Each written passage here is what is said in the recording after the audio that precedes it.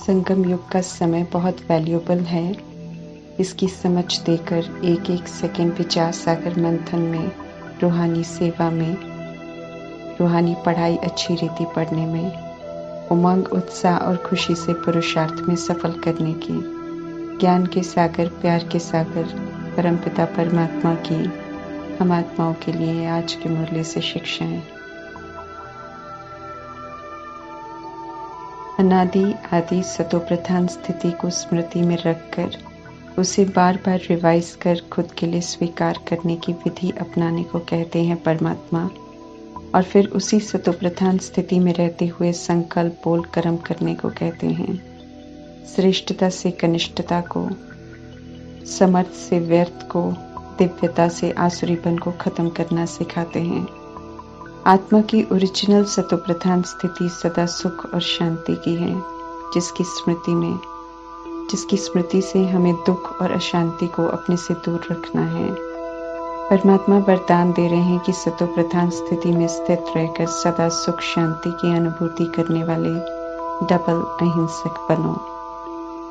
रावण रूपी विकारों से हमने विकारों की हिंसा सीखी है, दुखी हुए हैं, दुख दिया है, दुख लिया है, इधर उधर बताकर और संकल्पों से भी वायुमंडल में हिंसा फैलाई है। इसी तरह अशांत रहकर औरों को भी अशांत किया है, अशांति फैलाई है। लेकिन समझ नहीं थी कि हम हिंसा कर रहे हैं। हिंसा की परिभाषा देकर परमात्मा समझा रहे हैं कि कोई भी सोच, कोई भी बोल, कोई भी कर्म जिससे दुख अशांति की प्राप्ति हो, वो हिंसा है। समझाकर परमात्मा हम आत्माओं को कह रहे हैं कि चेक कर देखो कि सारे दिन में किसी भी प्रकार की कोई हिंसा तो नहीं करते हैं। श्रीमत की विपरीत चलना मना, हिंसा करना। अपने बोल पर भी विशेष ध्यान देना है, सोच समझ कर बोलना है। परमात्मा कहते हैं कि अगर हमारे द्वारा बोला गया कोई भी शब्द किसी की स्थिति को, किसी की अवस्था को हिलाता है, किसी को विचलित कर देता है, दुख पहुंचाता है, अशांत कर देता है, डिस्टर्ब कर देता है, निराश कर देता है, उसके उमंग उत्साह को खत्म कर देता है, तो वो भी हिंसा है और हिंसा की सजा जरूर मिलती है। परमात्मा से अभी हमें ओरिजिनल सतोप्रधान संस्कारों की समझ मिल रही है जो मर्ज हो गए हैं। समझ देने के बाद गॉडली स्टूडेंट होने के नाते हमें उन्हीं सतोप्रधान अर्थात पवित्र सुख, शांति, प्रेम, आनंद, शक्ति, ज्ञान के संस्कारों को यूज करने की इजाजत है। रावण राज्य के संस्कारों को यूज करने की बिल्कुल मना है, क्योंकि परमात्मा हमें पवित्र धाम, परम धाम और सुख धाम, सतयुग की ओर लेकर जा रहे हैं। अगर हम सतोप्रधान संस्कारों की जगह दूसरे संस्कारों को प्रैक्टिकल में ला रहे हैं, तो परमात्मा ध्यान खिंचवा रहे हैं कि ये भी हम हिंसा कर रहे हैं, जबकि हिंसा अलाउ नहीं है। परमात्मा समझाते हैं कि शिक्षाओं की महीनता में जाकर और महान आत्माओं की स्मृति में रहकर कोई भी हिंसा नहीं करने वाले डबल अहिंसक बनो। सुख और शांति प्राप्त कराने वाले कर्म करो। सत्य अर्थात जो परमात्मा कहते हैं, सत्य अर्थात मैं आत्मा हूँ। जब जो परमात्मा कहते हैं उसमें मन मत परमत मिक्स करते हैं या आत्मा की स्मृति के साथ देह के भान को भी मिक्स कर सोचते हैं, बोलते हैं, कर्म करते हैं, तो खुशी गायब हो जाती है। संगम युग में परमात्मा का फरमान भी है तो वरदान भी है कि सदा खुश रहना है। ऐसा कुछ नहीं करना है जो खुशी गायब हो और डिसर्विस हो। इसलिए जब कभी खुशी गायब हो तो हमें चेक करना है और खुद को करेक्ट करना है। देखना है कि कहाँ हम सत्य के साथ असत्य को मिक्स कर रहे हैं। आत्म अभिमानी और परमात्म अभिमानी बनकर चलेंगे तो हम सदैव खुश रहेंगे। जब कभी हम सब भूल जाते हैं तो परमात्मा स्मृति दिलाते हैं, एहसास कराते हैं कि उनका बनकर हम कितने सौभाग्यशाली बन गए हैं। सहज मिल जाते हैं भगवान, सहज अपना लेते हैं। इसलिए उनके मिलने के भाग्य को कभी कभी हल्का ले लेते हैं। तो परमात्मा अनुभव कराते हैं कि कैसे दुनिया पुकार रही है, ढूंढ रही है, और ऑलमाइटी अथॉरिटी परमात्मा हमें पढ़ा रहे हैं और हम सब उनसे बातें कर सकते हैं। परमात्मा जो बताते हैं उसे आंख बंद कर स्वीकार करने को कभी नहीं कहते हैं, बल्कि उस पर अच्छी तरह विचार करने को, हर बात की गहराई में जाकर सागर मंथन करने को कहते हैं। मंथन करने से जब स्पष्ट होता है ज्ञान का राज, तो सभी को सही रास्ता बताने की चाह होती है। स्व के कल्याण के साथ परमात्मा की शिक्षाएं औरों का कल्याण करना सिखाती हैं। इसलिए समझ मिलने के बाद सेवा का ख्याल रहता है जरूर। ज्ञान का मंथन बुद्धि में चलता रहता है। विचार सागर मंथन करने वालों का टाइम वेस्ट नहीं होता। ज्ञान का मंथन दिलचस्प होता है, इसलिए विचार सागर मंथन करने वाले व्यस्त रहते हैं। परमात्मा सभी आत्माओं को कहते हैं कि विचार सागर मंथन जरूर करो। परमात्मा के लिए गाते हैं भक्ति में, ऊंचा तेरा नाम, ऊंचा तेरा काम, ऊंचा तेरा धाम। परंतु जानते नहीं है। आत्माओं ने विनाश के समय में ये सुन रखा है, परंतु विनाश के बाद आत्माएं घर जाती हैं। फिर 2500 वर्ष या 3000 वर्षों के बाद जब कभी परमात्मा की महिमा करने की बात होती है, तो जितना आत्मा में रिकॉर्ड है उतना सुनाते रहते हैं। जब परमात्मा आकर अपना परिचय देते हैं तो समझ मिलती है कि वे वास्तव में सबसे ऊंचे धाम, पवित्र परम धाम में रहते हैं। वहाँ अपवित्र कोई जा नहीं सकता। ऊंचा उनका नाम है, वे सदा शिव हैं, सदा कल्याणकारी हैं। ऊंचा उनका कार्य है, सर्व आत्माओं को और सारी सृष्टि को तमो प्रधान से सतो प्रधान बनाते हैं, जो कि कोई और नहीं कर सकता। परमात्मा निराकार हैं, जन्म रहित हैं, अपने लिए शरीर नहीं लेते हैं, इसलिए गुप्त रहते हैं। आधार भी वे साधारण पर काया का लेते हैं, इसलिए उन्हें बहुत कम आत्माएं यथार्थ जान पाती हैं। हम सब भी निराकार आत्माएं हैं, मूल वतन परम धाम के रहने वाले हैं। ये समझ भी परमात्मा से अभी मिलती है। हम आत्माएं अपने लिए ड्रामा में शरीर लेते हैं, इसलिए पुनर्जन्म लेते हैं, हिसाब किताब बनाते हैं, ड्रामा में उलझते हैं, फिर परमात्मा आकर सुलझाते हैं। जैसे हम निराकार आत्माएं शरीर लेते हैं तो बोल सकते हैं, कर्म कर सकते हैं, ऐसे परमात्मा भी हम आत्माओं से बात करने के लिए जीव आत्मा के शरीर रूपी रथ का आधार लेते हैं।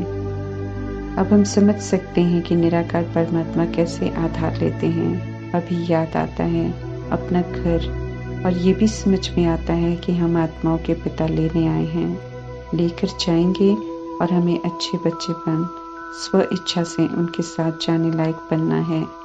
समय टीचर बनकर सजाएं देकर जबरदस्ती लेकर न जाए, हमें ऐसा नहीं बनना है। उस जाने में परमात्मा का साथ नहीं मिलता। ज्ञान मिलने के बाद ही जो बिना दोबारा कहलवाकर या बिना कोई प्रश्न किए श्रीमत पर चलते हैं, वे देवता बनते हैं। इसलिए गायन है, बिन कहे सो करे वो देवता, कहने से जो करे वो मनुष्य, और जो कहने से भी न करे उसके बाद परमात्मा रिक्त स्थान छोड़ देते हैं।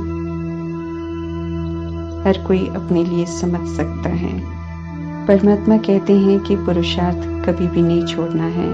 एम ऑब्जेक्ट तक पहुंचने के लिए तीव्र पुरुषार्थ करना है। सुप्रीम फादर के बच्चे हैं हम, मनुष्य से देवता बनने की पढ़ाई पढ़ रहे हैं। बहुत बड़ा इम्तिहान पास करना है, इसलिए लापरवाह नहीं बनना है, बल्कि उमंग, उत्साह और खुशी से पढ़ना है। कल्प में एक बार सच्ची पढ़ाई पढ़ते हैं। परमात्मा के बाप, टीचर, सदगुरु तीनों ही रूप में शिक्षा मिलती है। तीनों की मत पर हमें चलना है। विष्णु लक्ष्मी नारायण का कंबाइंड स्वरूप विष्णुपुरी का सिंबल है। बाकी लक्ष्मी नारायण अलग अलग हैं, महाराजा महारानी है। ब्रह्मा विष्णु शंकर तीनों में से ब्रह्मा बोलते हैं। विष्णु नहीं बोलते, वे लक्ष्य हैं, सिंबल हैं। शंकर नहीं बोलते, वे ब्रह्मा का तपस्वी देही अभिमानी स्वरूप हैं, इसलिए आकारी है। लक्ष्मी नारायण बोलते हैं लेकिन ज्ञान की बातें नहीं करते हैं, क्योंकि वे ज्ञान का स्वरूप हैं। ज्ञान की बातें उनकी आत्माएं संगम युग में करके जाती हैं। निराकार परमात्मा ब्रह्मा मुख का आधार लेकर बोलते हैं। प्यार, गुणों के, सुख के, शांति के, ज्ञान के सागर हैं। ये सब कुछ ड्रामा में आकर देते हैं, प्रेरणा से नहीं देते हैं। उनकी प्रेरणाओं को कैच करने की क्षमता नहीं है मनुष्य आत्माओं में। ऊंचे ते ऊंचे परमात्मा के साथ पाठ बचा रहे हैं, इसलिए हम ऊंच पाठधारी हैं। इस समय बुद्धि विशाल होती है जब हम खुद को आत्मा और परमात्मा, हम आत्माओं के पिता हैं, उन्हें भी निराकार रूप में जान लेते हैं। जितना यथार्थ रीति समझते हैं उतना प्रैक्टिकल में खुशी बढ़ती जाती है। समय प्रमाण जो भी दुनियावी बातें होती हैं वो एनर्जी को डिप्लीट करती हैं, प्राप्ति कुछ नहीं होती है, उल्टा मन बुद्धि को भटकाने वाली बातें होती हैं। संगम युग हीरे तुल्य बनने का युग है। उस नजरिए से परमात्मा कहते हैं कि ज्ञान के अतिरिक्त जितनी भी बातें हैं वो सत्यानाश करने वाली हैं। इसलिए खास परमात्मा अटेंशन दिला रहे हैं कि ये समय ईश्वरीय पढ़ाई पढ़कर उच्च लक्ष्य प्राप्त करने का युग है। इसलिए आपस में ज्ञान की बातों की चर्चा करो। भाग्य बनने की बेला है, इसलिए भाग्य बनाने वाली बातें करनी है। आजीविका के लिए जो करना है वो करते हुए रूहानी सेवा करनी है जो कि हमारे साथ जाएगी।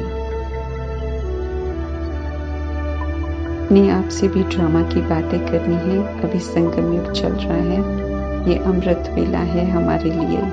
अमृत वेले में रहते हुए मुझे सतयुग सुबह और दिन में जाने के लिए तैयार होना है। जैसे सागर में पत्थर मारो तो लहरें उठती हैं, ऐसे ही प्रश्न पूछकर युक्ति से औरों को भी ड्रामा का राज समझाना है।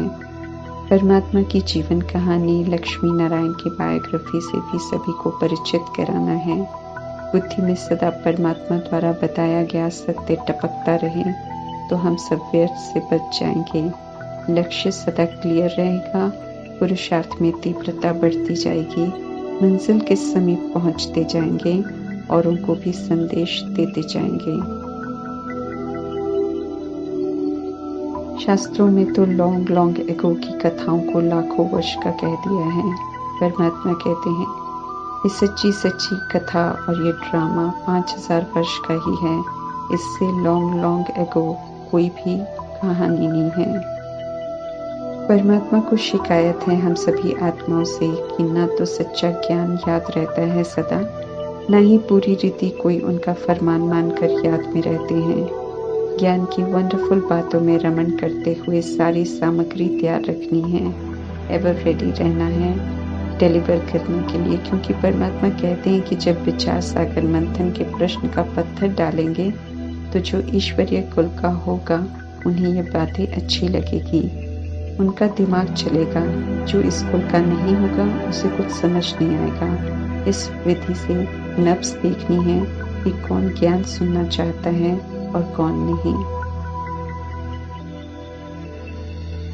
कलयुग में आंख, कान, मुख सब सूक्ष्म स्थूल कर्मेंद्रियां विकारोवश चलकर क्रिमिनल बन जाती हैं। अभिनय सिविल बनाने की तपस्या सिखा रहे हैं परमात्मा। आंखों से आत्माओं को देखने की तपस्या करनी है, उनकी विशेषताओं को देखने की तपस्या करनी है। कानों से सिर्फ ज्ञान की बातें सुननी है, मुख द्वारा सिर्फ ज्ञान रतन और ब्लेसिंग्स देने वाले बोल बोलने हैं। बाकी तो परमात्मा कहते हैं और कुछ व्यर्थ, अशुद्ध, शक्तिहीन करने वाली बातें नहीं करनी है। इविल नहीं बनना है। दुनिया में इविल और अकल्याण की बातें करने वाले तो अनेक हैं। हमें भी वही बातें कर इविल को नहीं बढ़ाना है। कल्याणकारी परमात्मा के हम बच्चे हैं, इसलिए सिर्फ कल्याण सोचना है, कल्याण सुनना है, बोलना है और करना है। और बातों में टाइम वेस्ट हमें नहीं करना है। विश्व अपना ही परिवार है, इसलिए फलाना ऐसा है, वो ऐसा करता है, इसे भी परमात्मा इविल कहते हैं। क्योंकि हम भगवान के बच्चे विश्व कल्याण के निमित्त हैं और 1 सेकंड का टाइम भी बहुत कीमती है। ऐसी वैसी बातें सुनने से बेहतर है परमात्मा कहते हैं मुझे याद करो।